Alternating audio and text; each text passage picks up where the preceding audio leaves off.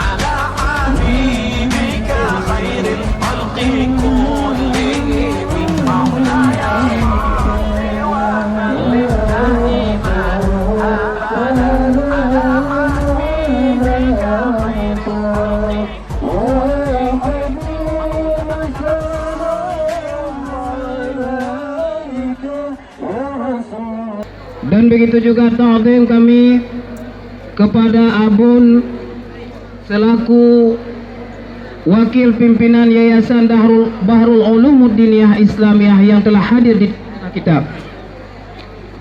Begitu juga tidak lupa kehormatan kami kepada Bapak PJ Bupati Aceh Jaya beserta rombongan, dan juga kepada Bapak Kapolres Kabupaten Aceh Jaya yang telah hadir di tengah-tengah kita beserta rombongan, dan juga kepada Bapak Dandim yang mewakili beserta rombongan, dan juga kepada Walidi sebagai MPU Kabupaten Aceh Jaya, dan kepada gure-gure kami Obam Bandung yang mungkin hanya sempat kamu sebutkan dan sidau-sidau. Baiklah, untuk memberkahi acara kita pada hari ini, marilah kita awali dengan pembacaan ayat suci Al-Quran yang akan dibacakan oleh Tengku Zulfahmi. Kepada Tengku Zulfahmi kami persilahkan. Assalamualaikum warahmatullahi wabarakatuh. A'udzu billahi minasy syaithanir rajim.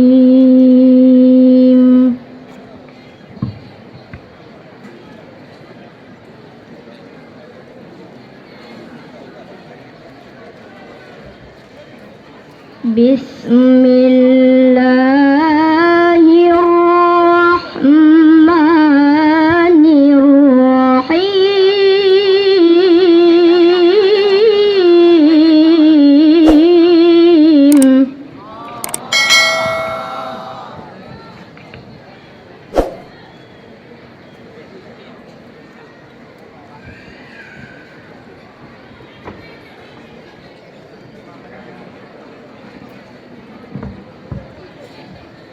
وما أرسلناك إلا رحمة للعالمين.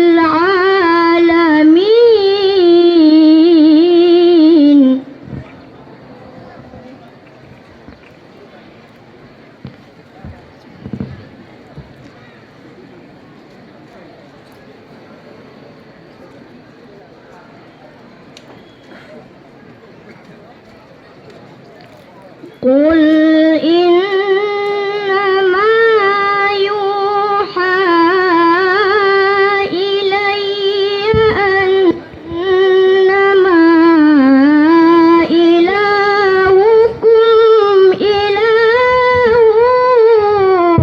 واحد.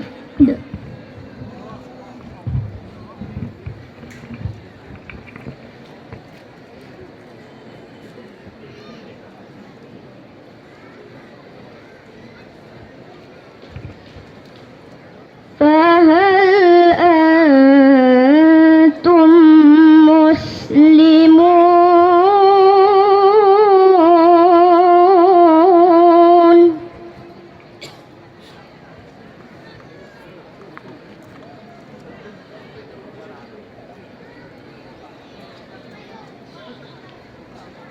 فإن تولوا فقل آذنتكم على سواء.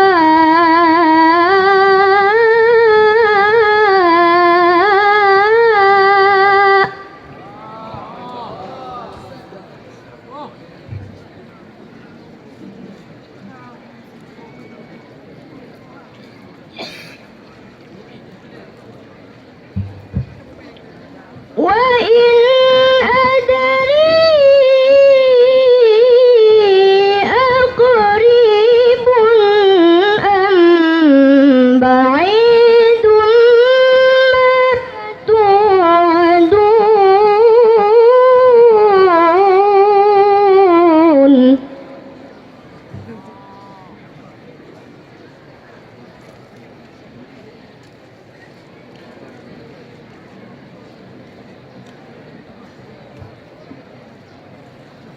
إنه يعلم الجهر من القول ويعلم ما تكتمون.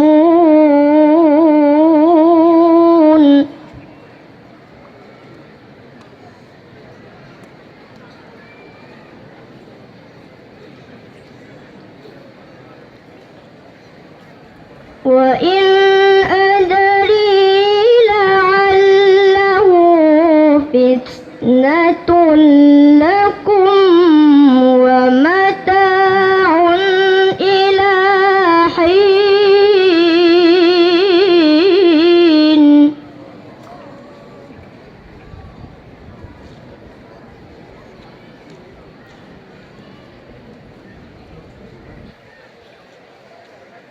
قال رب احكم بالحق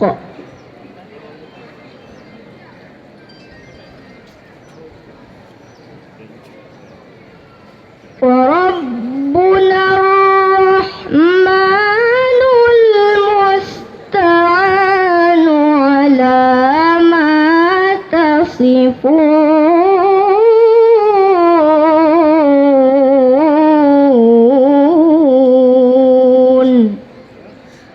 صدق الله العظيم.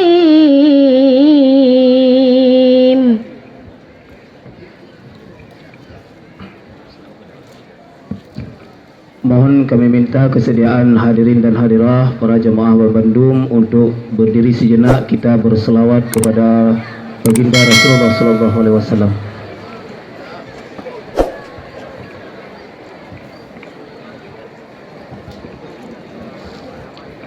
Salatullah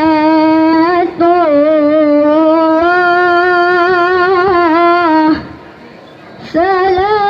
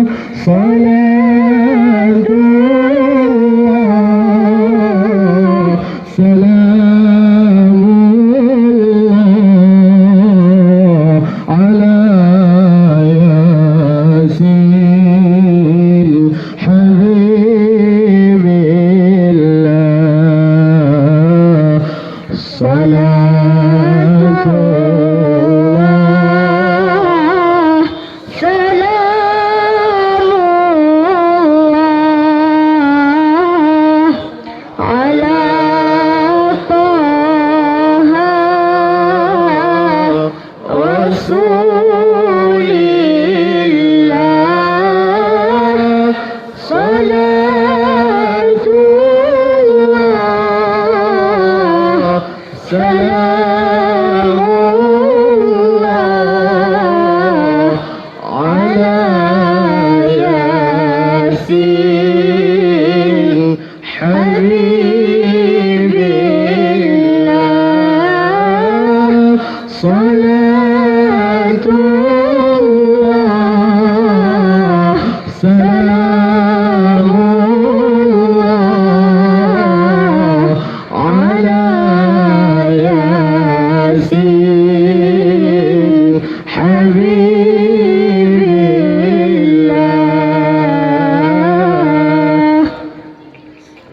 Assalamualaikum warahmatullahi wabarakatuh.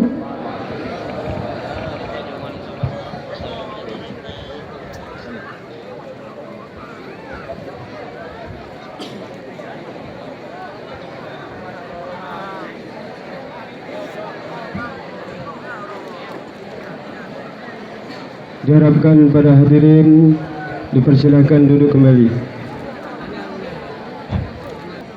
Acara selanjutnya, kata-kata sambutan yang akan disampaikan oleh Wakil Pimpinan Yayasan Bahrul Ulum Diniyah Abun Amiruddin. Kepada Abun kami persilakan.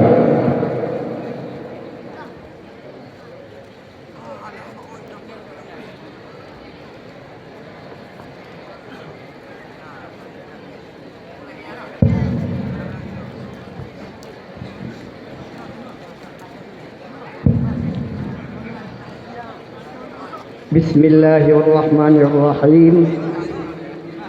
Assalamualaikum warahmatullahi wabarakatuh.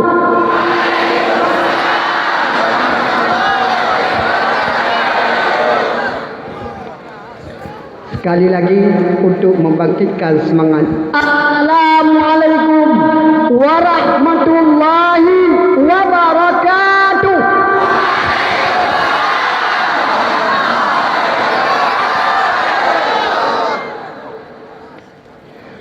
Bismillahirrahmanirrahim.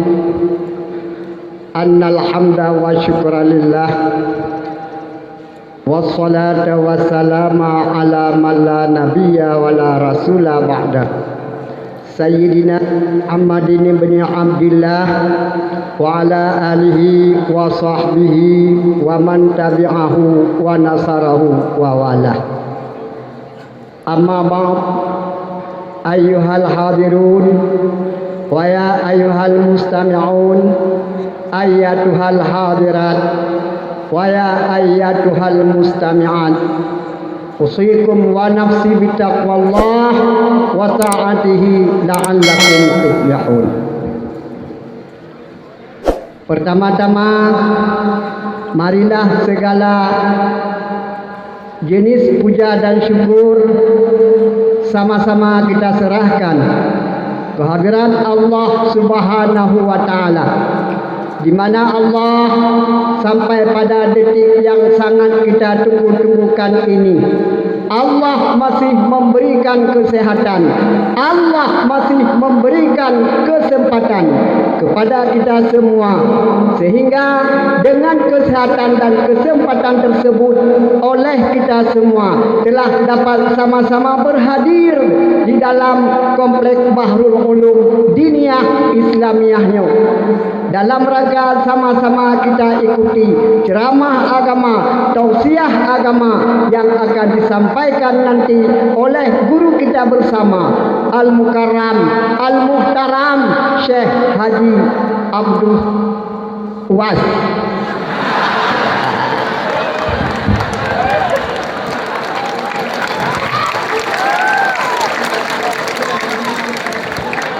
Kemudian oke.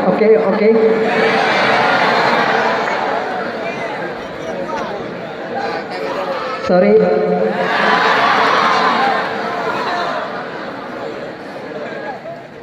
Kemudian salah berangkai salam. Mari pula sama-sama senantiasa kita baca, kemudian kita mengharap dan bermohon kehadirat Allah Subhanahu wa taala.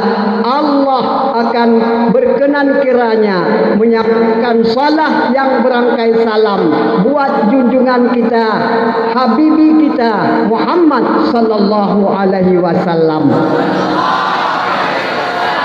beserta seluruh keluarga dan sahabat-sahabat beliau sekalian. Kemudian mengingat waktu yang sangat mendesak, untuk kata-kata penghormatan siapa saja yang mesti dihormat ini saya bonceng saja, saya padai saja kepada pembicara yang sudah. Soal siapa beliau hormat, siapa yang belum beliau hormat, ini terserah kepada pembicara yang sudah. Jangan nanti ada kesan kok saya nggak dihormat. Saya jauh-jauh datang dari sana, minyak mobil habis, kok di sini nggak ada hormat. Jadi jangan terkesan sama saya. Kalau mau hubungi saja kepada pembicara yang sudah.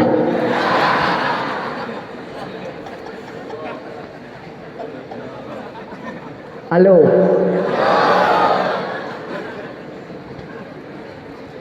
Hadirin hadirat rahimakumullah. Saya atas nama pimpinan Yayasan Bahrul Ulum Diniyah Islamiyah, pertama-tama sekali kami mengucapkan selamat datang kepada guru kami, ikutan kami Syekh Haji Abdul Samad beserta rombongan. Kemudian juga kami mengucapkan kata-kata selamat datang kepada seluruh hadirin dan hadirat sekalian. Kemudian daripada itu,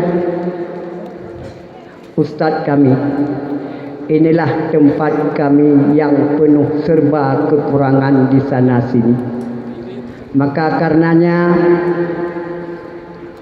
dalam rangka menyambut kedatangan Ustadz beserta rombongan dan hadirin hadirat sekalian, tentunya banyak terjadi kejanggalan-kejanggalan, kesalahan-kesalahan tidak sesuai menurut target kita dari semua. Maka dari karena itu, sekali lagi kami atas nama pimpinan memohon agar diperbanyak maaf. Kira-kira sudah mendapat kata kemaafan. Alhamdulillah. Jamaah.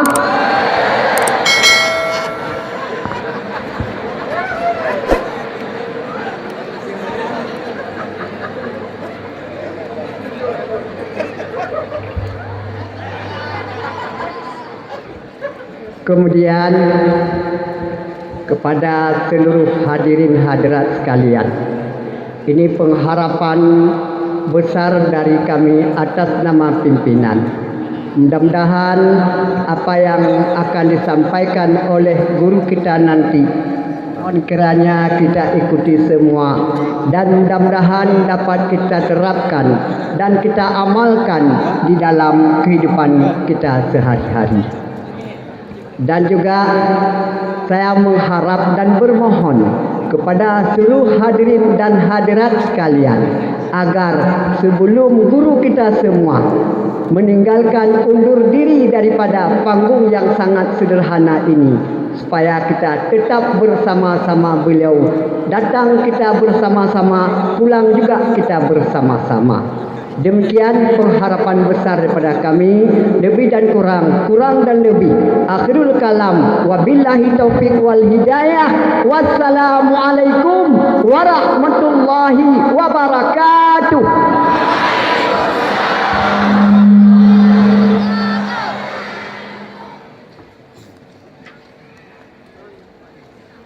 Acara selanjutnya ini mungkin adalah acara yang sangat kita nanti-nantikan.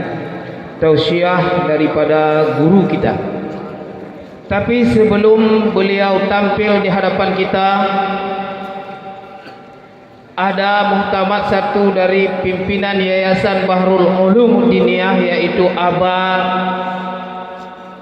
yang mewakili berpesan kepada ulun tuan, kepada kami, yang bahwa Abah pada hari ini dan pada jam ini dan pada detik ini menambah sebuah gelar kepada guru kita Abdul Somad, yaitu gelar Tengku.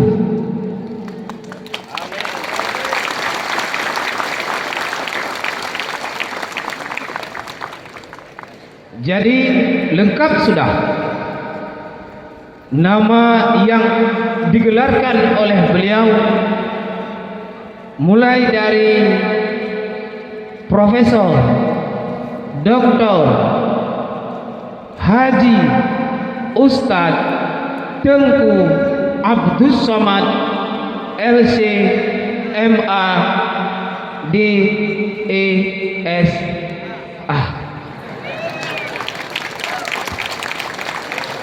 Baiklah, marilah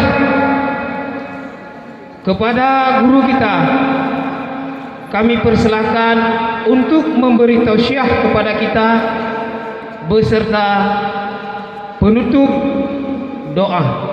Kepada guru kita kami persilahkan.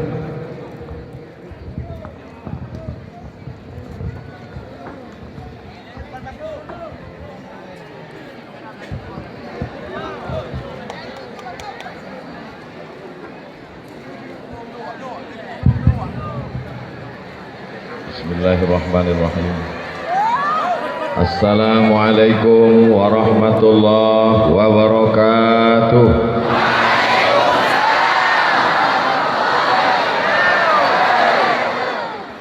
Apa kabar semuanya, sehat? Sudah pajibu? Mudah-mudahan semuanya selalu istiqomah iman dan Islam. Hati selalu berzikir mengingat Allah, senantiasa diberikan curahan rahmat Allah Subhanahu wa taala. Alhamdulillahi rabbil alamin, wassalatu wassalamu ala asyrafil khalqi ajma'in, sayyidina wa maulana wa syafi'ina wa zukhrina wa qurrati a'yunina Muhammad wa ala alihi wa ashabihi wa man tabi'ahu ila yaumiddin. Subhanaka la ilma lana illa ma 'allamtana innaka antal alimul hakim. Rabbi shrah li sadri wa yassir li amri wa hlul 'uqdatam min lisani yafqahu qawli. Fadilatul Syekh Mudir Ma'had Bahrul Ulum Ad-Diniyah Al-Islamiyah wa mudarrisihi wa jami'il asatidzah wa tullab wa talibat, dan tak dapat saya sebutkan satu persatu. Abah, Abu, Abi, Abun, Abati, Walid, para santri, para pelajar, bapak-bapak, ibu-ibu, hadirin hadirat, hadir bersama kita di tengah kesibukannya Bapak Bupati, Bapak Kapolres, Bapak Dandim, yang tak dapat saya sebut satu persatu untuk supaya jangan sampai ada yang tak tersapa, yang tak tersilap, maka saya pakai rumus hadirin hadirat, muslimin muslimat, mukminin mukminat yang belum kawin dan belum sunat. Semuanya insyaallah dimuliakan Allah Subhanahu wa taala.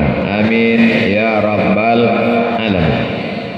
Abah meminta saya untuk menjelaskan ke adik-adik saya tentang mazhab Imam Muhammad bin Idris Asy-Syafi'i. Boleh? Nama yang menjelaskan ini Tengku Abdul Somad. Yang pertama, ismuhu, namanya. Nama yang paling bagus ma hummida wa ubbida. Nama yang paling bagus adalah hummida, nama yang memakai Muhammad sallallahu alaihi wasallam. Ada dalam Al-Qur'anul Karim, Muhammad Muhammadur Rasulullah walladzina ma'ahu asyidda'u 'alal kuffari ruhama'u bainahum. Sedangkan Ahmad disebutkan Allah ya'ti min ba'di ismuhu Ahmad. Nama yang terbaik adalah Hummida. Yang kedua nama yang terbaik adalah Ubbida. Nama yang menggunakan kata Abdun, Abdullah, Abdurrahman, Abdurrahim, Abdus Somad. Maka keutamaan yang pertama imam ini namanya Hummida.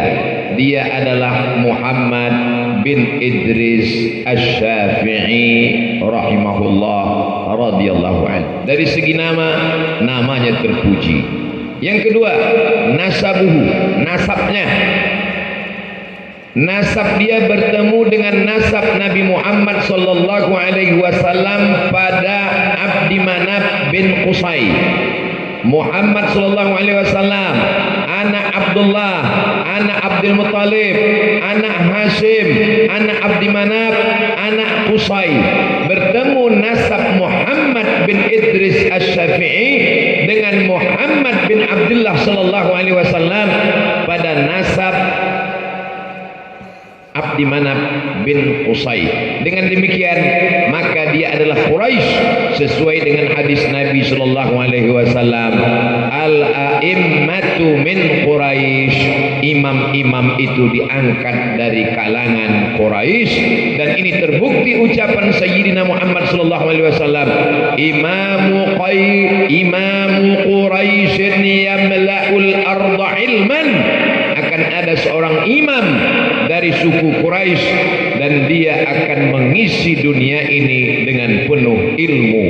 Dia adalah Muhammad bin Idris Asy-Syafi'i. Itu poin yang kedua. Poin yang ketiga, alam yajidka yatimam fa'awa. Dia lahir di Gaza. Gaza itu sekarang disebut dengan Gaza. Gaza itu sekarang letaknya di Palestina. Mudah-mudahan Allah melepaskan Palestina dari jajahan Israel.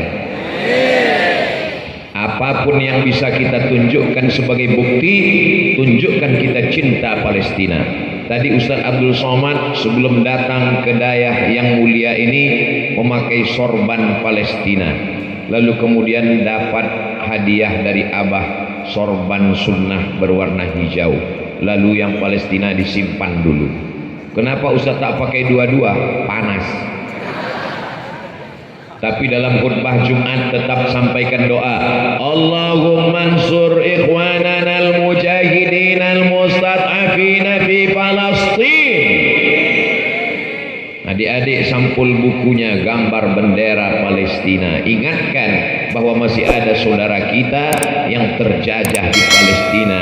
Penjajahan di atas dunia harus dihapuskan karena tidak sesuai dengan pri kemanusiaan dan pri keadilan. Betul? Teroris terbesar di dunia adalah Israel. Apapun yang bisa mengiklankan, pakai. Sebagaimana yang dilakukan kesebelasan Maroko.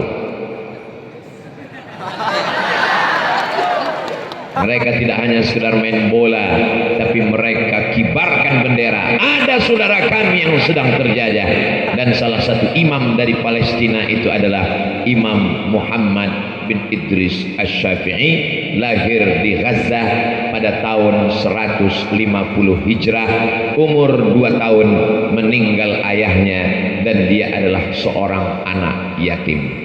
Jadi kalau ada orang hebat karena bapaknya imam, biasa. Ada orang hebat karena bapaknya raja, biasa.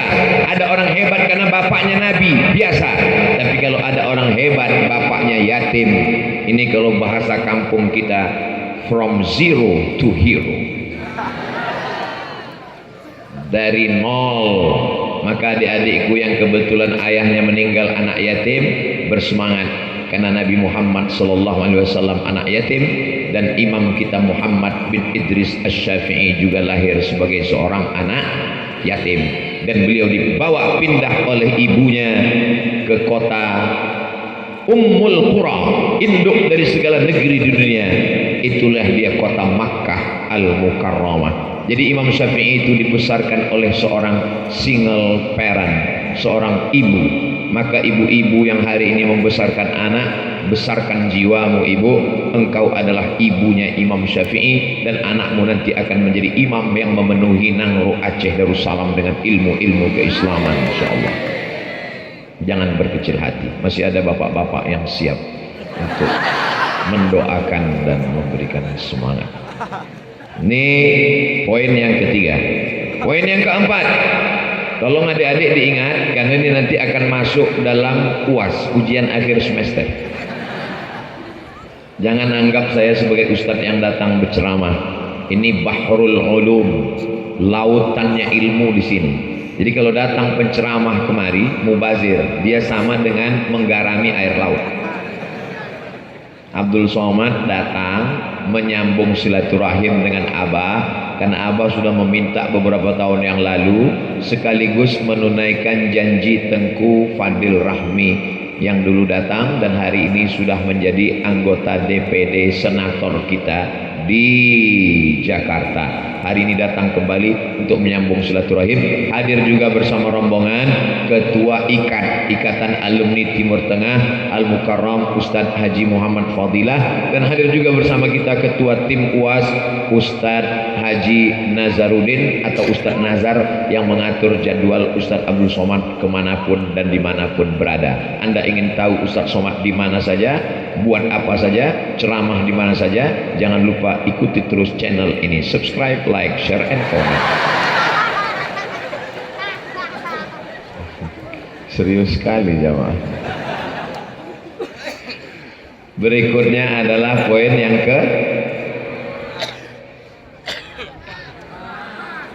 yang pertama tadi namanya, yang kedua adalah nasabnya, yang ketiga adalah kondisinya lahir sebagai seorang yatim, yang keempat adalah hafalannya. Bagaimana hafalan dia? Umur 7 tahun hafal Quran, umur 10 tahun hafal kitab hadis yang paling tua adalah kitab Muwatta yang ditulis oleh Imam Malik bin Anas, meninggal tahun 179 Hijrah. Imam Malik bin Anas, aradtu kitabi hadza ala 70 min fuqaha'il Madinah. Kitabku ini sudah kubacakan kepada 70 ahli fikih kota Madinah. Kulluhum wata'uni fasammaituhum watta'a. Semuanya setuju dengan isinya, maka kunamakan kitabku ini Muwatta. Setelah Imam Syafi'i belajar hadis kepada imamnya Makkah, namanya Imam Sufyan ibnu Uyainah. Ada dua Sufyan, Sufyanani. Yang pertama di Makkah Sufyan ibnu Uyainah, yang satu lagi di Kufah Irak namanya Sufyan Ats-Tsauri. Sufyan Ats-Tsauri lebih terkenal dengan tasawufnya, walaupun dia juga ahli hadis dan ahli fiqih. Sufyan ibnu Uyainah gurunya Imam Syafi'i. Selesai Imam Syafi'i mengambil Imam Sufyan ibnu Uyainah, lalu dia pun pergi ke kota Al-Madinah Al-Munawwarah. Sampai di Madinah dia datang ke rumah gubernur. Assalamualaikum Tuan Gubernur. Waalaikumsalam. Tolong bawakan saya ke rumah Imam Malik bin Anas, imamnya kota Al-Madinah. Kata Gubernur Madinah, andai kau minta aku memindahkan Bukit Uhud, lebih ringan daripada menghadap Imam Malik bin Anas. Begitulah wibawa ulama zaman dulu. Gubernur pun tak sanggup untuk datang menghadap ke rumah Imam Malik bin Anas. Zaman hari ini Abdul Somad yang datang menghadap ke rumah gubernur membawa proposal. Belum pernah soal. Kalau ada guru kita membawa proposal, dia tidak sedang mengemis, dia tidak sedang meminta, dia sedang mengambil haknya. Karena orang ini punya sendok, sendok itu kalau tak diminta tak dia berikan. Jangan anggap guru kita sedang meminta, mengemis. Tidak, dia sedang mengambil haknya, karena kalau tidak diambil akan diambil oleh orang lain. Betul? Setuju semua nampak. Lalu kemudian dibawalah Imam Muhammad bin Idris Asy-Syafi'i ke rumah Imam Malik bin Anas. Assalamualaikum. Waalaikumsalam.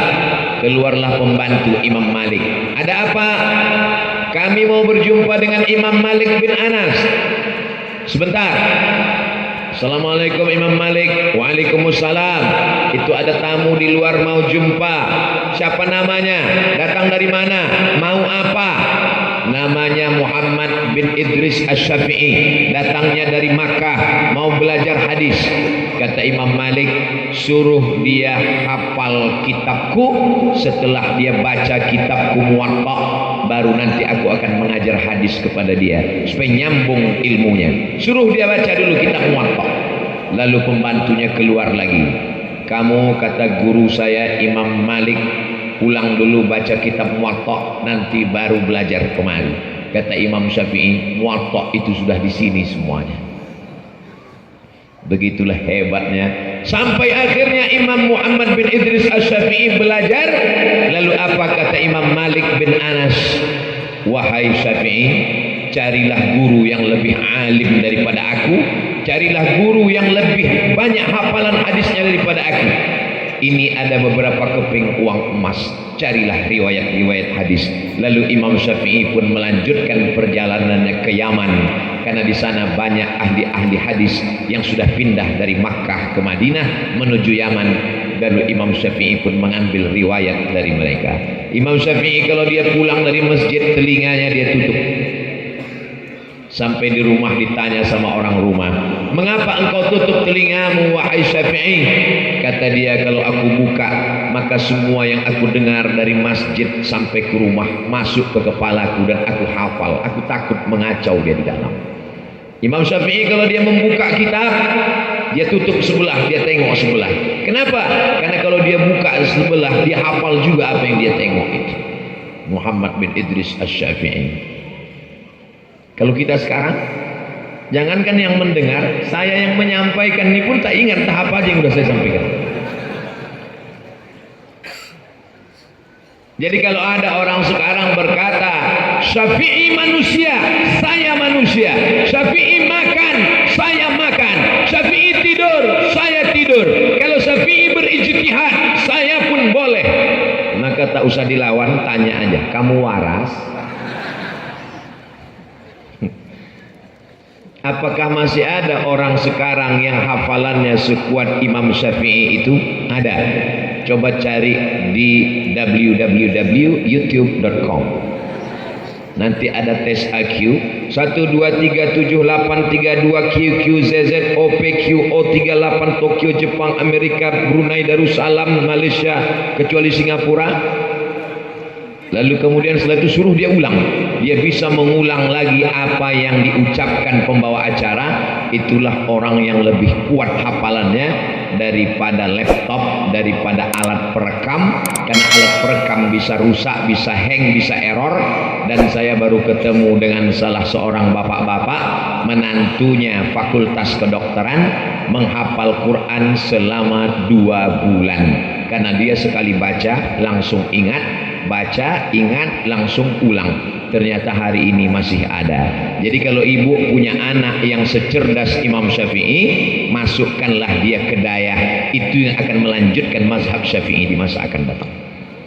Sekarang kenapa tidak muncul Imam Syafi'i? Anak yang tidak lulus SMP, yang tak lulus SMP negeri, yang tak lulus SMP swasta, yang tak lulus SMP plus, yang paling bodoh itu yang dimasukkan ke pesantren. Memasukkan anak ke pesantren karena tidak lulus SMP itu adalah penghinaan terhadap agama Allah. Saya kasih tahu ya, bagi bapak ibu dimanapun berada, mohon ibu jangan tersinggung. Saya tidak sedang menceramahi ibu, saya sedang cerita dengan adik-adik saya kan sekarang. Kalau ada orang tua memasukkan anaknya ke dayah karena tidak diterima di SMP, daripada tak sekolah kirim ajalah ke dayah. Di SMP pelajarannya bisa dihitung dengan 1 tangan. Fisika, kimia, biologi, matematika, bahasa Inggris. Dimasukkan dia ke dayah. Sekarang Sekarang kita hitung berapa pelajaran daya.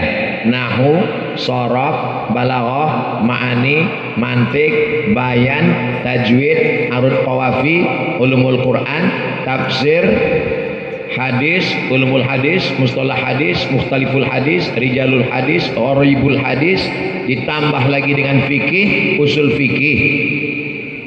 Jadi kalau yang tidak lulus SMP dimasukkan ke daya, 2 gendangnya. Kalau tak error mati. Cari anakmu yang paling cerdas, cari yang hafalannya paling kuat, masukkan ke daya, maka akan keluar Imam Syafi'i abad 21. Setuju? Terserah, mau nggak setuju tak apa-apa. Jadi hafalan Imam Syafi'i ini luar biasa. 7 tahun hafal Quran, 10 tahun hafal kitab Muwatta, sampai guru-gurunya semuanya angkat tangan. Sama dengan anak saya, Bu Ustaz, kata seorang ibu. Anak saya pun semua gurunya angkat tangan saking nakalnya.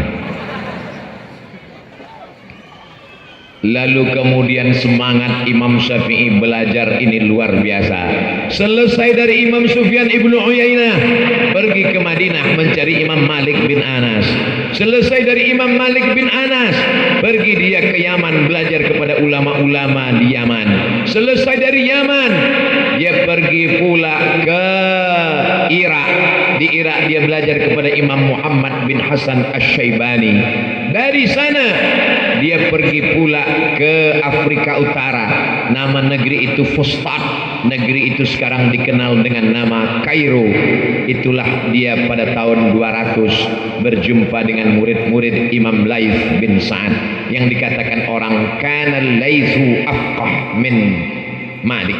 Imam Laits lebih faqih daripada Imam Malik. Kalau Imam Laits lebih faqih dari Imam Malik, kenapa tidak ada mazhab Laits?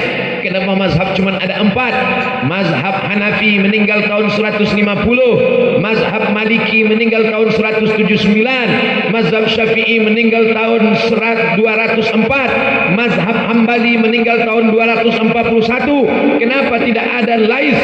Kenapa tidak ada mazhab Ibnu Abi Laila? Kenapa tidak ada mazhab Sufyan Ats-Tsauri? Kenapa tidak ada mazhab Al-Auza'i? Kehebatan Imam Syafi'i adalah karena Imam Syafi'i punya murid-murid yang luar biasa. Jadi yang kelima, Imam Syafi'i punya perjalanan ilmu. Dari mulai Makkah ke Madinah, dari Madinah ke Yaman, dari Yaman ke Kufah, dari Kufah ke Baghdad, dari Baghdad ke Kufah, dari Kufah pergi ke Mesir, pindah ke Mesir tahun 200, meninggal tahun 204. Maka ternyata di Mesir dia menemukan beberapa riwayat hadis yang tak dia temukan di Makkah, yang tak dia temukan di Madinah, yang tak dia temukan di Yaman, yang tak ditemukan di Baghdad, yang tak ditemukan di Kufah. Ternyata ada di Mesir. Karena hadis ada di kepala manusia, bukan di buku, bukan di perpustakaan. Pindah orangnya, hadisnya ikut berpindah. Maka muncullah istilah qaul qadim dengan qaul jadid. Qaul qadim ketika berada di Kufah, qaul jadid ketika sedang berada di Mesir. Itulah dia Imam besar Muhammad bin Idris Asy-Syafi'i. Maka safir, kata Imam Syafi'i, safir, lanjutkan perjalananmu, tajid iwadan amman tufariquhu, maka engkau akan mendapatkan ilmu. Begitu juga dengan abah kita, mereka belajar dari satu pondok, dari satu dayah, dari satu alim kepada alim yang lain. Jangan pernah puaskan ilmu hanya dengan satu kitab saja, karena ilmu tak terbatas. Kita belajar seperti berjalan di atas air laut. Semakin kita ke pantai, tenggelam lutut kita. Makin ke tengah, tenggelam pinggang kita. Makin ke dalam, tenggelam leher kita. Makin ke tengah laut, kita sangka kita sudah tinggi, ternyata air jauh lebih tinggi daripada kita semua. Jangan pernah memuaskan ilmu. Dulu ketika di pesantren, saya satu pesantren dengan Tengku Fadil Rahmi. Kawan-kawan pergi ke masjid membawa kamus Al-Munjid fil Lughati wal A'lam. Tebalnya sejengkal, bangga sekali. Padahal sampai di masjid untuk bantal. Begitu sampai di Kairo nampak kitab Al-Mu'jam, kitab Lisanul Arab, kamus Lisanul Arab yang ditulis oleh Imam Ibnu Manzur. Ternyata panjangnya 1 meter. Dulu begitu bangganya membawa tafsir Jalaluddin Al-Mahalli, Jalaluddin As-Suyuti. Tapi ternyata begitu melihat tafsir Mafatih Al-Ghaib, tafsir Al-Kabir yang ditulis oleh Imam Fakhruddin Ar-Razi, 1 meter. Ternyata kita tidak ada apa-apanya. Jadi semakin berilmu, semakin menunduk. Jadi kalau ada di antara jamaah ini menunduk, itulah yang paling banyak ilmunya. Saking beratnya ngantuk. Ini jam-jam genting, ini jam sekian. Ini jam-jam 2, ini jam genting. Karena kata pepatah, kalau sudah tegang urat perut, maka kendur urat mata.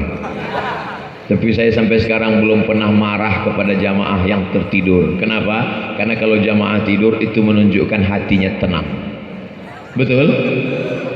Setuju jamaah. Berikutnya poin yang ke-6. Imam Syafi'i menggabungkan 2 madrasah, 2 aliran. Aliran Hijaz, Makkah, Madinah, Ahlul Hadis. Sedangkan aliran yang kedua, Kufah, Irak, itu adalah Ahlul Ra'yi, kaum rasionalis, lebih mengedepankan rasional akal. Sedangkan ini lebih mengedepankan nafs. Terjadi konflik antara Ahlul Hadis dengan Ahlul Ra'yi. Datanglah Imam Muhammad bin Idris Asy-Syafi'i. Dari Ahlul Hadis dia ambil fikihnya Imam Malik bin Anas. Dari Ahlul Ra'yi dia ambil fikihnya Imam Muhammad bin Hasan Asy-Syaibani. Dia kombinasikan. Maka 2 aliran itu ada dalam kepala diri Imam Muhammad bin Idris Asy-Syafi'i. Jadi siapa yang belajar fikih Syafi'i, sesungguhnya dia sudah ada di kepalanya fikih Imam Malik bin Anas dan fikihnya Imam Abu Hanifah. Walaupun Imam Syafi'i tak jumpa dengan Imam Abu Hanifah, karena Imam Abu Hanifah, Imam Hanafi meninggal tahun 150 dan di tahun yang sama Imam Syafi'i lahir. Seakan-akan simbol tongkat estafet dilanjutkan. Meninggal satu imam besar, Sirajul Ummah, siraj lampu yang menerangi ummah. Dia adalah Imam Abu Hanifah, Imam Hanafi di Kufah. Di tahun yang sama 150 lahir imam besar di Gaza. Itulah dia Imam Muhammad bin Idris Asy-Syafi'i. Ingat saja tahun 150, 150, 150. 1 batu, 2 burung mati. 1 kali dayung, 2-3 pulau terlewati. Apa caranya? Cara mudah mengingat tahun supaya dapat 2. Ingat 150 lahirnya Imam Syafi'i, hari itu meninggalnya Imam Hanafi. Ini salah satu tips untuk menghafal tahun-tahun. 150, 150, 150. Jangan selesai dari sini pulang jadi 250. Saudaraku yang dimuliakan Allah, adik-adikku yang disayangi oleh Allah Subhanahu wa taala, begitulah Imam Muhammad bin Idris Asy-Syafi'i. Poin yang ke-6. Ketika sampai ke Baghdad, di Baghdad ada ulama besar namanya Imam Ahmad bin Hanbal, meninggal tahun 261 Hijrah. Dia ahli hadis. Kitabnya besar, nama kitabnya Musnad. Kitab Al-Musnad isinya 40.000 hadis. Lebih besar dari Sahih Al-Bukhari, lebih besar dari Sahih Muslim, lebih besar dari Sunan Abi Daud, lebih besar dari Sunan Nasa'i, lebih besar dari Sunan Tirmidzi, lebih besar dari Sunan Ibni Majah, lebih besar dari Muwatta Malik, lebih besar dari Musnad Ad-Darimi, lebih besar dari Musannaf Ibni Abi Syaibah, lebih besar dari Musnad At-Tayalisi. 40.000 hadis ditulis oleh anaknya, dilanjutkan namanya Imam Abdullah bin Ahmad bin Hanbal.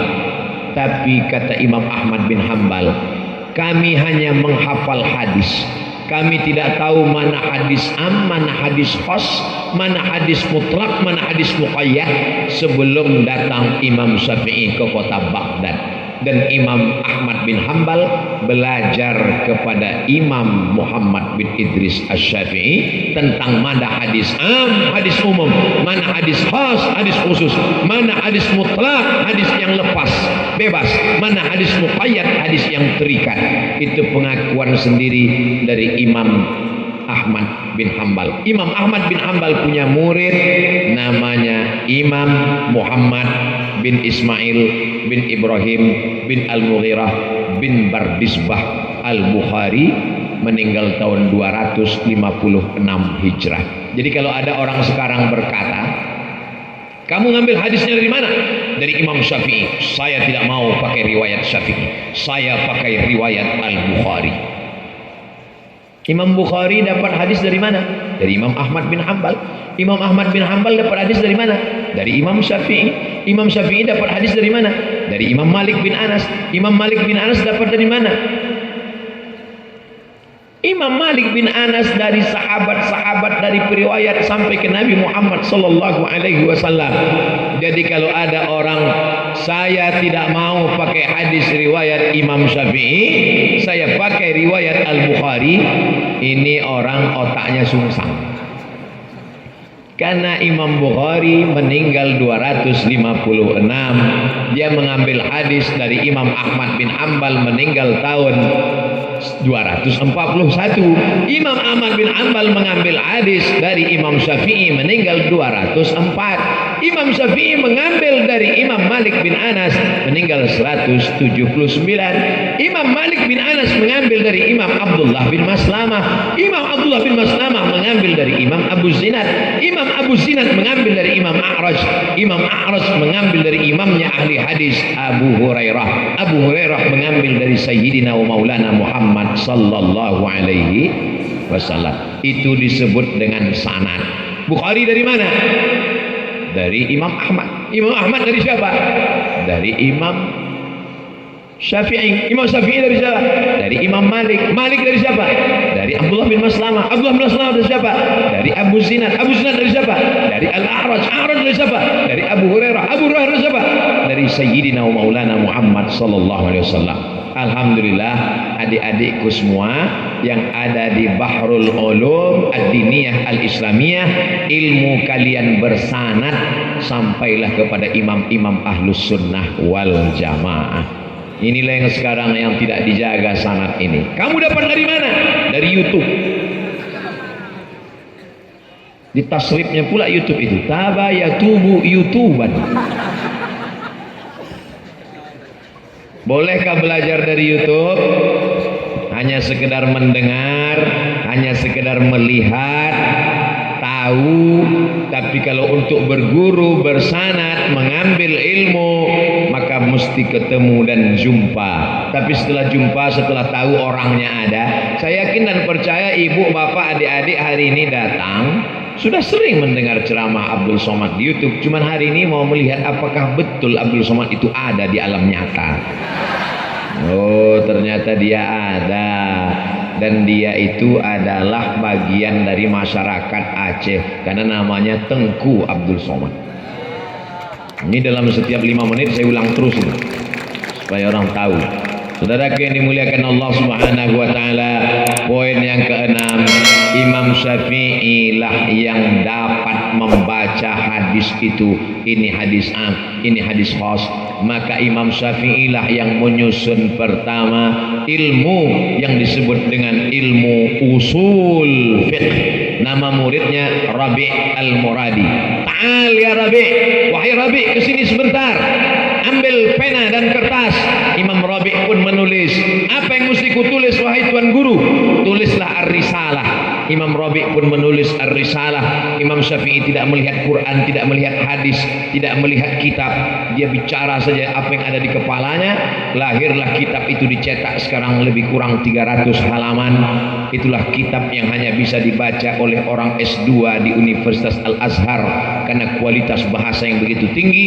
Nama kitabnya Ar-Risalah, ilmu usul fikih, ilmu yang melahirkan fikih. Produknya, mesinnya adalah usul fikih. Kitab usul fikih tertua ditulis oleh Imam Muhammad bin Idris Asy-Syafi'i. Setelah itu barulah disusul oleh ulama dari kalangan mazhab lain. Tapi tonggak dasar tiang utama yang menanamkan pondasi ilmu usul fikih adalah Imam Muhammad bin Idris Asy-Syafi'i. Jadi orang-orang yang hafal banyak hadis, kalau dia tidak belajar usul fikih, maka dia tidak akan bisa bedakan mana hadis am, mana hadis khas, mana mutlak, mana muqayyad. Apakah hadis ini makna haram, apakah hadis ini maknanya makruh, apakah hadis ini maknanya boleh, apakah hadis ini. Maka kalau ada hari ini orang hanya belajar hadis saja tanpa belajar usul fiqh, maka titelnya adalah DDL, dolla wa adalla, sesat dan menyesatkan. Kenapa? Hanya sekedar hafal dalil saja, tapi tidak tahu klasifikasi dalil. Mari kembali ke Quran dan Sunnah. Betul. Tapi dalam usul fikih setidaknya 10 Quran, hadis, ijma', qiyas, syar'u man qablana, sadduz zara'i, qaulus sahabi, istihsan, istishab. Maka mereka mempelajari ini, Bapak Ibu, adik-adik saya ini belajar itu semua.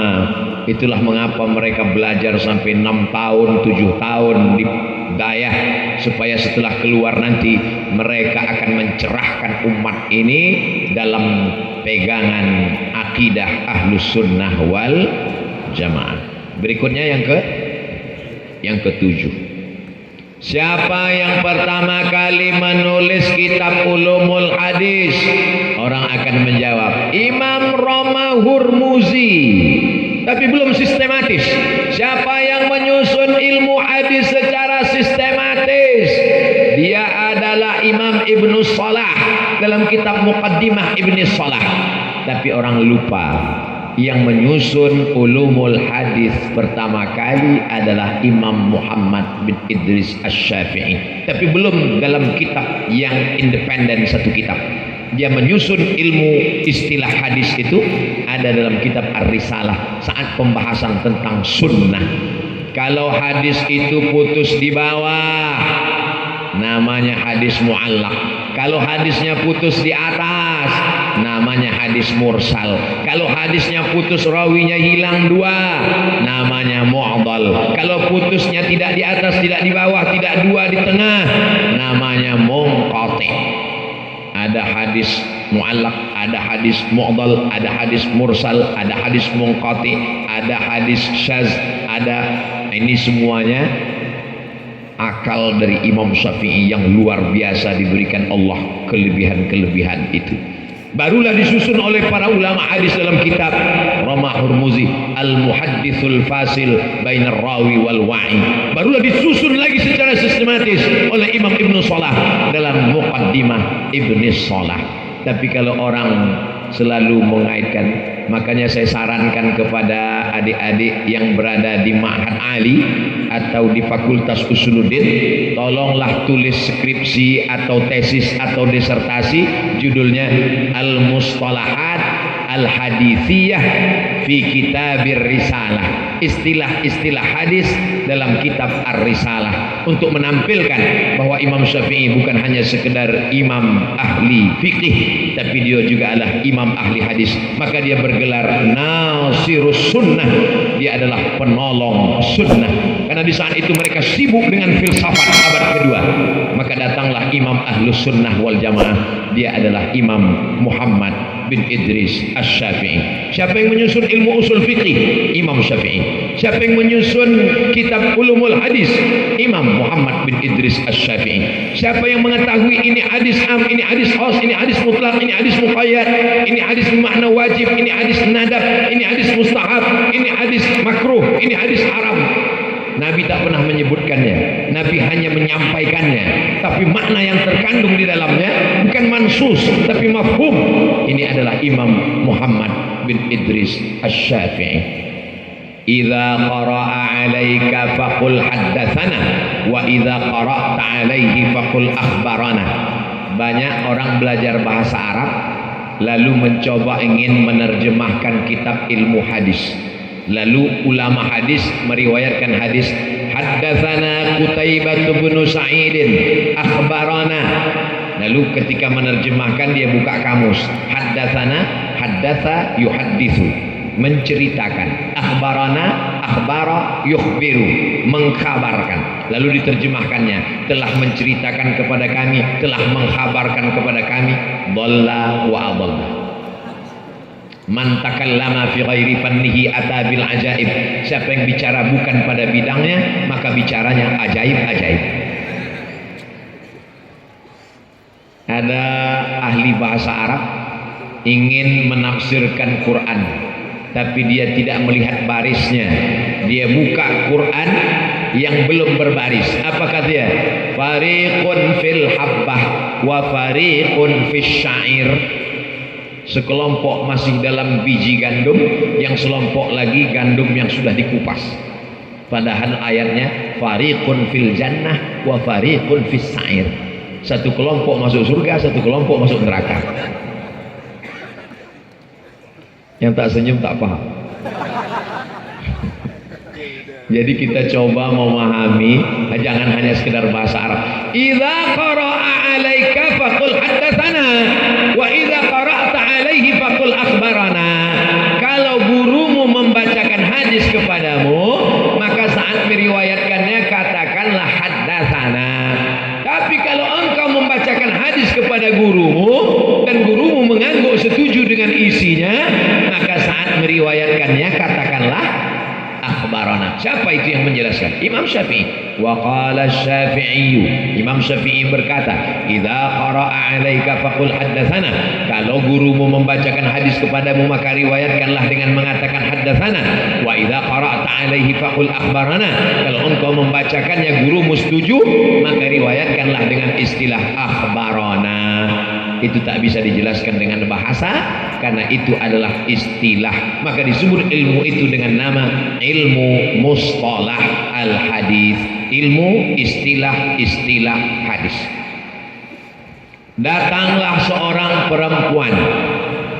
Perempuan ini bertanya tentang bagaimana kalau ada seorang perempuan yang beribu maaf, kalau tak layak, tak sopan, tak beradab. Perempuan sedang uzur, sedang haid, memandikan jenazah. Apakah boleh perempuan yang sedang haid memandikan jenazah? Dia datang menjumpai ahli hadis. Ahli hadis sedang duduk ramai-ramai. Assalamualaikum ya ahli hadis. Waalaikumsalam. Bagaimana kami perempuan kalau sedang haid boleh tak memandikan jenazah? Ahli hadis saling pandang memandang. Ada hadisnya? Tak ada. Ada hadisnya? Tak ada. Kata dia, kami tak pernah menemukan hadis tentang perempuan sedang haid memandikan jenazah. Tak ada hadisnya, tak ada. Tapi kalau engkau mau bertanya, coba tanya kepada Hamad. Hamad muridnya Imam Syafi'i, bukan Imam Syafi'i, muridnya Imam Syafi'i. Mereka pun datang bertanya kepada Hamad. Hamad, ya, ada tak hadis tentang perempuan yang sedang haid memandikan jenazah? Kata Imam Hamad, boleh. Apa dalilnya? Hadis. Loh, kami ahli hadis kok tak tahu? Mana hadisnya Ahmad? Kata Imam Ahmad, ketika Nabi SAW sedang i'tikaf di masjid, lalu Nabi mendekat ke dinding kamarnya. Ini masjid arah kiblat, lalu kemudian di samping kiri itu kamar Nabi. Nabi berkata kepada Aisyah, nawilinil khumrah, wahai Aisyah, tolong berikan aku kain. Aisyah tidak mau masuk ke dalam masjid karena dia sedang haid, dan Nabi tidak mau keluar masjid karena takut i'tikafnya batal. Lalu apa kata Nabi? Nawilini, tanganmu saja mengulurkan ke dalam. Ini dinding masjid, tanganmu ulurkan kain ke dalam. Kata Aisyah, aku tidak bisa ya Rasulullah, aku sedang haid. Kata Nabi, tanganmu kan tidak haid. Itulah hadisnya, kata Ahmad. Apa maknanya? Orang ahli hadis menghafal matannya, menghafal rawinya, menghafal sanadnya. Imam Syafi'i mengajarkan ke muridnya mafhumnya, mafhumun nas, bahwa yang memandikan itu adalah tangan orang yang sedang haid itu. Begitulah antara mansus dengan mafhumun nas, antara yang mantuk, yang terucapkan, terbacakan, dengan yang tidak terbacakan. Contoh lain, ada seorang mahasiswa S2. Ustaz Abdul Somad kita bisa jumpa? Bisa. Di mana jumpanya Pak Ustaz? Di masjid. Saya kalau ada mahasiswa mau jumpa, saya ajak ke masjid. Tak saya ajak ke rumah makan, takut saya yang bayar. Takut kena fitnah. Sampai di masjid dia tanya, saya sedang menulis tesis S2 tentang andragogi. Apalah andragogi? Andragogi ini apa? Saya bilang, wa ma adraka ma andragogi. Kata dia, andragogi ini belajar setelah dewasa. Saya sudah cari hadis tidak ketemu belajar setelah dewasa, Pak Ustaz. Tolong Ustaz jelaskan dulu tentang hadis belajar setelah dewasa. Lalu saya tanya, Nabi Muhammad dengan Abu Bakar itu beda umurnya berapa? 2 tahun.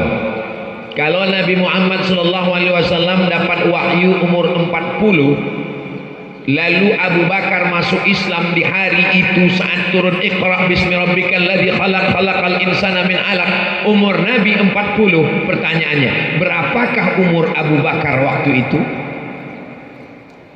38. Kenapa jadi 42? Nabi lebih tua 2 tahun dari Abu Bakar. Kalau umur Nabi 40 saat turun Iqra, lalu Iqra itu disampaikan Nabi kepada Abu Bakar, berapakah umur Abu Bakar saat itu? 38. 38 itu anak-anak atau dewasa? Dewasa. Itu kan dewasa. Oh. Jadi dia mau cari hadis itu teks yang berbunyi langsung, ya ayyuhalladzina amanu haza indragogi.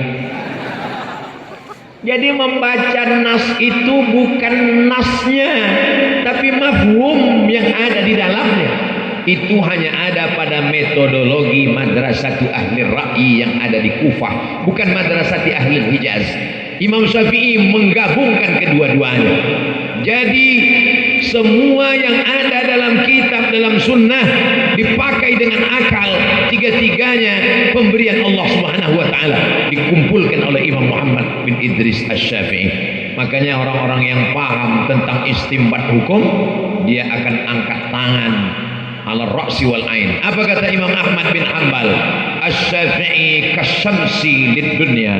Imam Syafi'i dalam ilmu pengetahuan seperti matahari bagi dunia. Saya bisa membedakan ini orang, ini tiang, ini pokok kayu, ini manusia, itu karena ada matahari. Coba kalau tidak ada matahari, mati lampu jam 2 kita kemari. Silap-silap kepala orang tersipak karena kita sangka lantai.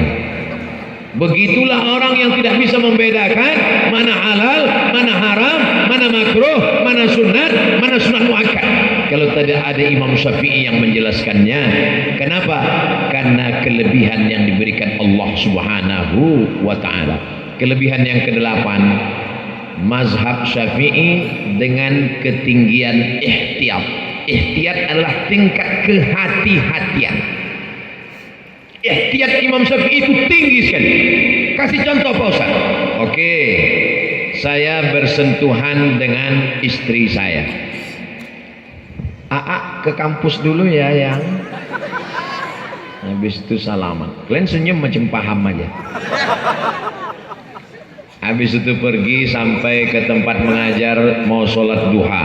Usolli sunnatat duha rakaataini lillahi ta'ala. Apakah wudhu saya batal? Menurut mazhab Hanafi tidak batal. Kenapa? Karena bersentuhan kulit tak batal. Yang batal itu maaf, beribu maaf.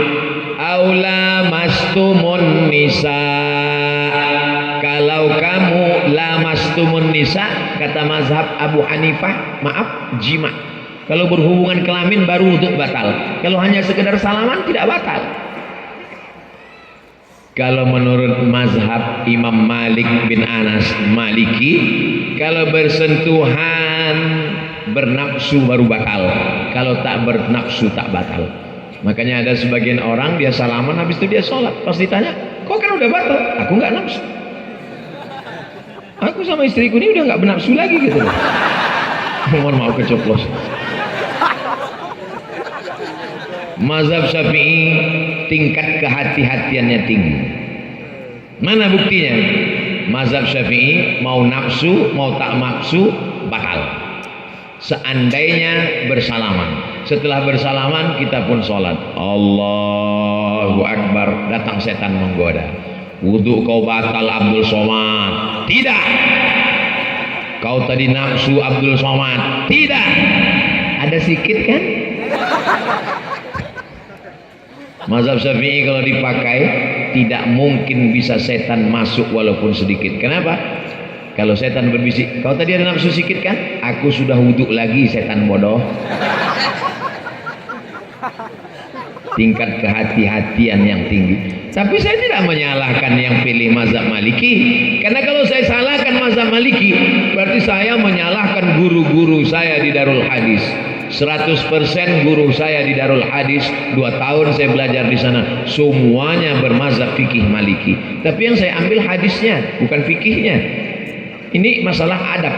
Bukan berarti ketika saya mengatakan ini kehebatan mazhab Maliki, ini kehebatan mazhab Syafi'i, lalu saya menjauhkan mazhab Hambali. Tidak. Saya sedang bercerita yang namanya kecap, tentu kecap kita lebih kental dan lebih manis. Kami pun makan. Nawaitu soma ghadin an adai fardhi syahri Ramadan hadhihi sanati lillahi ta'ala. Makan. Maroko itu mazhabnya Maliki. Tidak ada istilah imsak. Pas lagi sedang makan, Allahu Akbar, Allahu Akbar. Mulut sedang penuh. Paksa dimutahkan. Dan setelah dikeluarkan masih ada asam-asam sedikit. Disitulah setan masuk. Ada masuk sedikit kan? Kalau pakai mazhab Syafi'i, setan tak bisa masuk. Kenapa? Karena ihtiyatnya tingkat tinggi. Kenapa? Karena 50 ayat sebelum azan mulut sudah bersih. Itu yang disebut dengan imsak. Imsak itu dari mana? Imsak itu dari hadis. Hadisnya riwayat siapa? Anas bin Malik. Anas, engkau serumah dengan Nabi. Ya, Nabi itu berhenti makannya berapa lama sebelum azan? 50 ayat sebelum azan. 50 ayat itu dihitung sekarang lebih kurang 10 menit. Baca ayatnya jangan terlalu pelan. Jangan. Bismillahirrahmanirrahim. Itu 1 jam baru selesai. 50 ayat yang sedang itu 10 menit. Makanya kalau subuh jam 5 lewat 20, imsak jam 5 lewat 10, maka dipencetlah, habis baterai. Kita pun gosok gigi bersih saat azan subuh. Tingkat hati-hatinya tinggi. Saya tak menyalahkan mazhab Maliki, tapi saya pernah 2 tahun di tempat negerinya mazhab Maliki. Selalulah saya kena ragu gara-gara tidak ada bunyi sirine. Siapa yang naik pesawat atau berada di suatu tempat, mau bertayamum tidak ada debu, mau berwudu tak ada air, bagaimana sholatnya? Kalau diikut mazhab Hanafi tidak wajib sholat. Kenapa tak wajib sholat? Karena debu tak ada, air tak ada. Maka karena tidak ada alatnya, maka tak wajib sholat. Sedangkan menurut mazhab Hambali tetap sholat walaupun tidak tayamum dan tidak wudu, tetap sholat. Mazhab Hanafi tak perlu sholat. Mazhab Hambali tetap wajib sholat, tidak wudu, tidak tayamum, tetap sholat. Mazhab Syafi'i tingkat kehati-hatian tetap tinggi. Bagaimana? Di saat berada di tempat itu tetap sholat tanpa wudu, tanpa tayamum. Namanya sholat lihurmatil waktu, menghormati waktu. Tapi setelah sampai di tujuan tetap diulang. Namanya sholat i'adah. Kalau kita pakai mazhab Hanafi, kau tak sholat, debu tak ada, tanah tak ada. Ternyata sholat itu wajib. Bagaimana membayarnya di akhirat? Kalau dipakai mazhab Hambali, sholat dia tanpa wudu, ternyata di akhirat nanti dikatakan sholatmu tidak sah karena tidak ada wudu. Tapi kalau pakai mazhab Syafi'i, dapat dua-duanya. Sholat lihurmatil waktinya dapat di tempat itu karena tak boleh waktu ini berlalu tanpa sholat, dan sholatnya tetap sah karena sampai di tujuan dia sholat i'adah. Sholat dibagi 3. Usolli fardal asri 4 rakaatin adaan, usolli fardal asri 4 rakaatin qadaan, usolli fardal asri 4 rakaatin i'adatan. Ibu sudah sholat. Assalamualaikum warahmatullah. Assalamualaikum warahmatullah. Tiba-tiba sikurnya gatal. Kenapa gatal ya? Tengok kulit ikan mas. berarti wudhunya tidak sah. Kalau wudhu tidak sah, berarti sholatnya tidak sah. Bagaimana sholat yang tidak sah? Diulang lagi. Apa namanya? I'adatan. Iya, kalau sholatnya tadi tidak wudhu itu sah. Kalau tidak sah bagaimana? Mazhab Syafi'i tingkat kehati-hatian yang tinggi. Itu datang dari mana? Itu dari akal yang memahami nas dengan baik. Itulah yang dilanjutkan. Kelebihan yang ke 9. Murid-murid Imam Syafi'i ini luar biasa. Rabi' al-Muradi menulis Ar-Risalah. Imam Al-Buaiti, Imam Al-Muzani menulis kitab Al-Um. Ada lagunya itu. Ummi.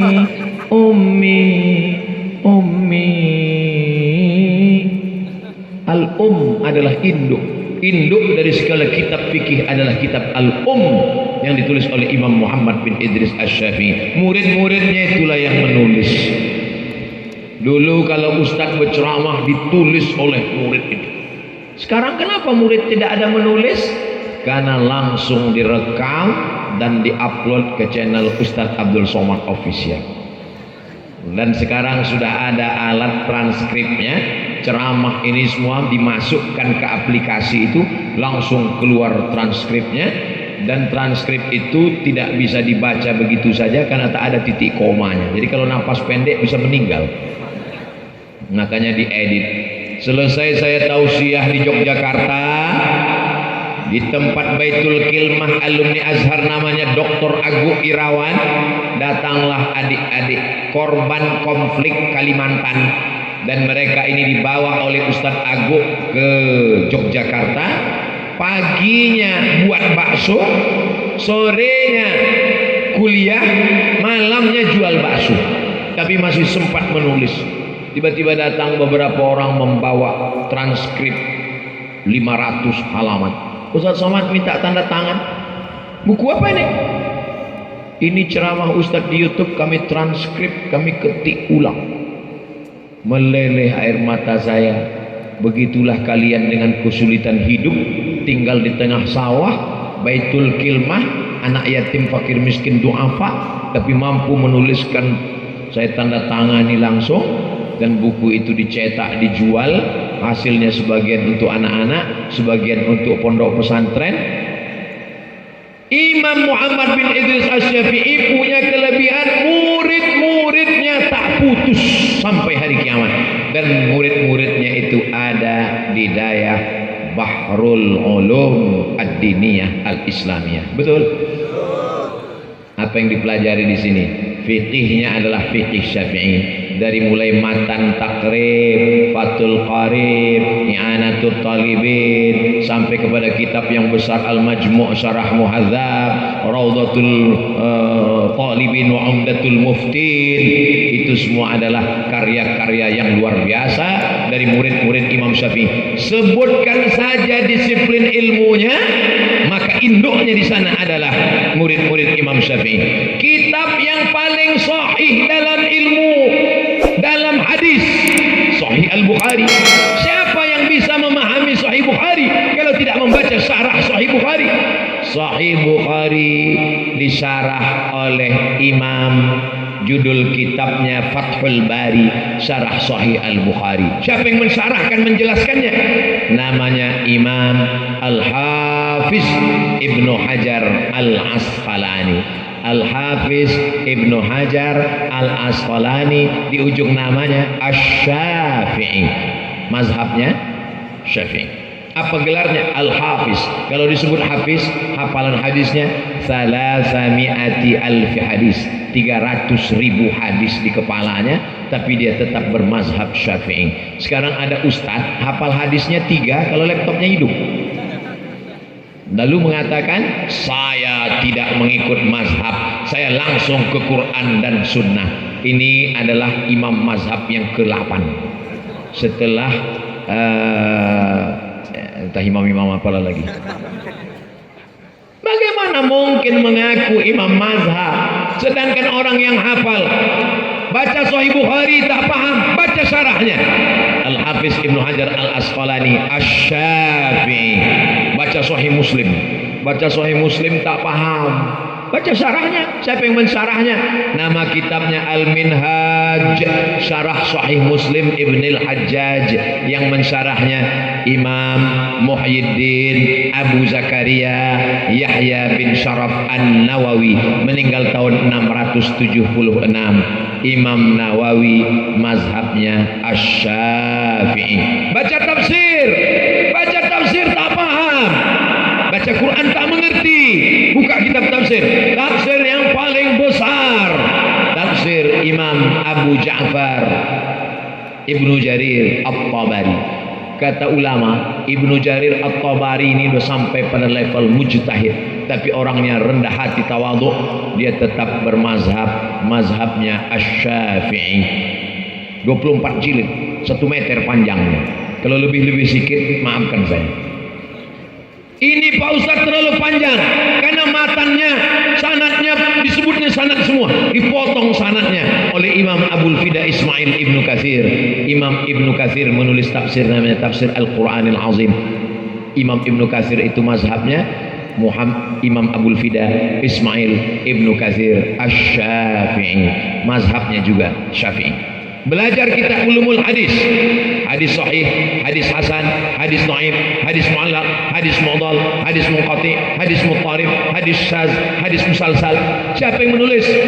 Sekarang referensi yang terlengkap tentang ilmu hadis, Tadribur Rawi, Syarah Taqrib An-Nawawi. Siapa yang menulis itu? Yang menulisnya adalah Imam Jalaluddin Abdurrahman As-Suyuti, meninggal tahun 911. Mudah ngingat Imam Suyuti, ingat aja emergensi 911. Imam As-Suyuti, nama lengkapnya Imam Jalaluddin Abdurrahman As-Suyuti Asy-Syafi'i. Baca tafsir bil ma'zur yang tebal, Ad-Durrul Mansur fit tafsir bil ma'zur, ditulis juga oleh Imam Al-Hafiz Jalaluddin Abdurrahman As-Suyuti, meninggal tahun 911 Hijrah. Jadi siapa saja yang ingin belajar agama ini, maka kembalilah kepada mazhab Syafi'i. Siapa yang ingin kembali kepada mazhab Syafi'i, maka kembalilah ke Dayah, karena Dayah Bahrul Ulum Ad-Diniyah Al-Islamiyah adalah markaznya pengembangan pembelajaran mazhab Syafi'i. Jadi kalau hari ini banyak umat yang kebingungan, itu karena bingung jauh dari Dayah. Ibu-ibu bersyukur karena masih ada Dayah, tempat kita bertanya. Anak-anak kita masih belajar Imam Syafi'i, dan mereka mengawali dari kitab yang kecil, dan kitab-kitab ini semuanya pakai bahasa Arab, dan semuanya diawali dari matan-matan. Kalau sudah belajar matan sampai mati dia tidak akan lupa. Diawali dari matan Al-Ajurrumiyah. Al-Ajurrumiyah itu imam besar dari Maghribi, dari Maroko. Lalu kemudian dilanjutkan lagi dengan Kawakib Durriyah, dilanjutkan lagi dengan Al-Imriti, dilanjutkan lagi dengan Alfiyah Ibni Malik, dilanjutkan lagi dengan syarahnya. Maka ini semua tujuannya supaya memahami kitab-kitab ini. Karena kalau ada orang mengatakan, lebih keren bahasa Inggris lah Pak Ustaz. Bahasa Inggris itu perubahannya tidak terlalu banyak, paling-paling sampai 5 perubahan. Kalau tak percaya kita tanya sama alumni Australia ini. Mana alumni Australia itu? Doktor dari Australia, MA dari Jerman, asli orang Nangro Aceh Darussalam, namanya Dr. Riza. Tamat Dayah, tamat pesantren. Cuman berita yang kurang mengenakkan satu aja, mungkin ibu akan kecewa, dia sudah menikah. Dr. Riza, go itu berubahnya jadi berapa Dr. Riza? Kita tanya, ini alumni Jerman sama Australia, go berubahnya berapa go? Go, gas, going, when, gone, ya 4 ya 5. Go, gas, going, gone, when. Go, gas, going, gone, when. Saya lihat banyak yang tak hafal karena terpukau. Saya ulang sekali lagi. Go, gas, going, gone, when. Sekarang kita tanya sama yang kelas 1 Dayah. Zahaba berubahnya berapa? Zahaba, zahaba, zahabu, zahabat, zahabata, zahabna, zahabta, zahabtuma, zahabtum, zahabti, zahabtuma, zahabtunna, zahabtu, zahabna. Itu baru fi'il past tense. Belum lagi fi'il present and future. 14. Yadhabu, yadhabani, yadhabuna, tadhabu, tadhabani, yadhabna, tadhabu, tadhabani, tadhabuna, tadhabina, tadhabani, tadhabna, azhabu, nadhabu. 14 tambah 14 28. Belum lagi tasrif. Zahaba, yadhabu, zahaban, zahibun, mazhubun, idhab, la tadhab, madhaban, madhabun, midhabun. Apa tak pingsan anak ibu? Makanya kalau anak ibu di daya kasih makan halal supaya hatinya terang. Doakan tiap malam, bacakan 100 Al-Fatihah supaya terang otaknya menghafal kitab-kitab. Anak-anak daya luar biasa. Saya sudah bicara 1 jam 10 menit tetap tak bubar. Kenapa? Ketaatan mereka kepada Abah. Masya Allah, tabarakallah. Nanti kalau ada alim, alamah, habaib yang datang kemari menjelaskan keutamaan mazhab Syafi'i sampai 10 sampai 100, ilmunya berlipat-lipat ganda Abdul Somad. Abdul Somad cuma bisa menjelaskan sampai 8 saja. Mudah-mudahan yang saya sampaikan ini bermanfaat buat kita semua insyaallah. Itulah yang dapat disampaikan oleh Al-Fakir Tengku Abdul Somad. Bisa diingat? Terima kasih atas segala perhatian. Mohon maaf atas segala kesilapan dan kekhilafan. Aku qauli hadza astaghfirullah li wa lakum. Wassalamualaikum warahmatullahi wabarakatuh.